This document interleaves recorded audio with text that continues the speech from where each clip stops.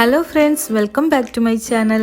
ഇന്ന് നമുക്ക് നോമ്പുതുറ സ്പെഷ്യൽ ആയിട്ടുള്ള തരിക്കഞ്ഞി എങ്ങനെയാണ് ഉണ്ടാക്കുന്നതെന്ന് നോക്കാം. ഇത് കഴിക്കാനായിട്ട് നല്ല ടേസ്റ്റ് ആണ്, അതുപോലെ ഉണ്ടാക്കാനും വളരെ എളുപ്പമാണ്. കുറച്ച് ചേരുവയും കുറച്ച് സമയവും മാത്രമേ വേണ്ടൂ. അപ്പോൾ വേഗം തന്നെ എങ്ങനെയാണ് ഇത് ഉണ്ടാക്കുന്നതെന്ന് നോക്കാം. ആദ്യം നമുക്ക് തരിക്കഞ്ഞിയിലേക്കുള്ള റവ ഒന്ന് റോസ്റ്റ് ചെയ്തെടുക്കണം. അതിന് വേണ്ടിയിട്ട് ഒരു 1/2 ടീസ്പൂൺ നെയ്യ് ചൂടാക്കാം. അതിലേക്ക് ഒരു 4 ടേബിൾ സ്പൂൺ റവ ചേർത്ത് കൊടുക്കാം. ഇത് റവ വറുത്തിട്ടും വറുക്കാതെയും രണ്ട് രീതിയിലും ചെയ്യാറുണ്ട്. എനിക്ക് കുറച്ച് ടേസ്റ്റ് കൂടുതൽ തോന്നിയത് വറുത്തിട്ട് ചെയ്യുന്നതാണ്. നമ്മൾ പാക്കറ്റിൽ മേടിച്ച വറുത്ത റവയാണെങ്കിൽ വെറുതെ നെയ്യിലൊന്ന് ചൂടാക്കിയിട്ട് എടുക്കാം കേട്ടോ. പിന്നെ റവ റോസ്റ്റ് ചെയ്യുമ്പോൾ അതിൻ്റെ മൂപ്പ് കൂടിപ്പോരുത്, കളറൊന്നും മാറണ്ട.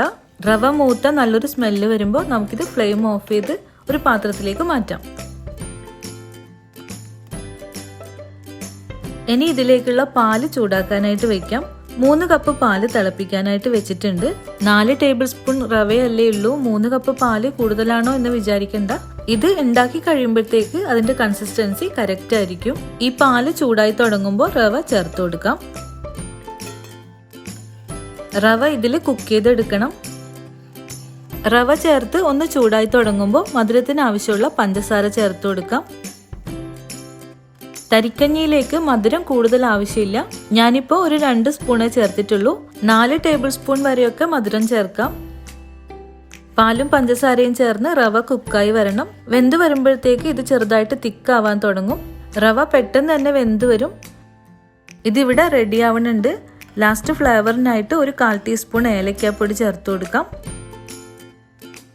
മധുരം കൂടുതൽ ചേർക്കുന്നുണ്ടെങ്കിൽ ലാസ്റ്റ് ടേസ്റ്റ് ബാലൻസ് ചെയ്യാൻ വേണ്ടിയിട്ട് ഒരു നുള്ളു ഉപ്പും കൂടെ ചേർക്കണം. നിങ്ങൾക്ക് ഇതിന്റെ തിക്നെസ് കുറയ്ക്കണമെന്നുണ്ടെങ്കിൽ ചൂടായ പാല് ചേർത്ത് കൊടുക്കാം. കുറച്ചുകൂടി തിക്കായിട്ട് വേണമെന്നുണ്ടെങ്കിൽ കുറച്ചുകൂടെ ഒന്ന് കുറുക്കിയിട്ട് എടുക്കാം. അങ്ങനെ ഓരോരുത്തരുടെ ഇഷ്ടത്തിനനുസരിച്ച് ചെയ്യാട്ടോ. ഇതിന്റെ ചൂട് തണിയുന്നതനുസരിച്ച് കുറച്ചുകൂടെ ഒന്ന് തിക്കാവുന്നുള്ളത് ഓർമ്മിക്കണം. നമ്മുടെ തരിക്കഞ്ഞിയുടെ മെയിൻ ടേസ്റ്റ് വരുന്നത് അതിലേക്ക് വറുത്ത് ചേർക്കുന്നതിലാണ്. അതിന് വേണ്ടിയിട്ട് ഞാനിവിടെ 2 ടീസ്പൂൺ നെയ്യ് ചൂടാക്കാൻ വെച്ചിട്ടുണ്ട്. നെയ്യിൽ മൂപ്പിച്ച ചെറിയുള്ളി ചേർക്കുന്നതിലാണ് ഇതിന്റെ ഒരു ടേസ്റ്റ് തന്നെ ഉള്ളത്. 4 ചെറിയുള്ളി വട്ടത്തിൽ അരിഞ്ഞത് ചേർത്തിട്ടുണ്ട്. ഇത് മൂത്ത് തുടങ്ങുമ്പോൾ കുറച്ച് അണ്ടിപ്പരിപ്പ് ചേർത്ത് കൊടുക്കാം. ചെറിയുള്ളിയും അണ്ടിപ്പരിപ്പും കളറ് മാറി ലൈറ്റ് ബ്രൗൺ ആവാൻ തുടങ്ങുമ്പോൾ കുറച്ച് ഉണക്കമുന്തിരി കൂടെ ചേർക്കാം. ഈ നെയ്യിൽ അണ്ടിപ്പരിപ്പും ചെറിയുള്ളിയും ഉണക്കമുന്തിരിയും ഒക്കെ ഒട്ടും കരിഞ്ഞു പോകാതെ ബ്രൗൺ കളറിൽ മൂപ്പിച്ചെടുക്കണം. അപ്പോൾ ഇത് റെഡി ആയിട്ടുണ്ട്. നമുക്ക് തരിക്കഞ്ഞിയിലേക്ക് ചേർത്ത് കൊടുക്കാം. ഇത്രയേ ഉള്ളൂ. നല്ല ടേസ്റ്റി ആയിട്ടുള്ള തരിക്കഞ്ഞി അല്ലെങ്കിൽ തരി കാച്ചിയത് ഇവിടെ റെഡി ആയിട്ടുണ്ട്. എല്ലാം കൂടെ ഒരു 15 മിനിറ്റ് മതി നമുക്കിത് ഉണ്ടാക്കാനായിട്ട്. അപ്പോൾ ഇതുവരെ ട്രൈ ചെയ്യാത്തവർ വേഗം തന്നെ ഒന്ന് ഉണ്ടാക്കി നോക്കൂ. അഭിപ്രായങ്ങൾ അറിയിക്കാൻ മറക്കരുത്. അപ്പോൾ പുതിയൊരു റെസിപ്പി ആയിട്ട് വീണ്ടും കാണാം. താങ്ക്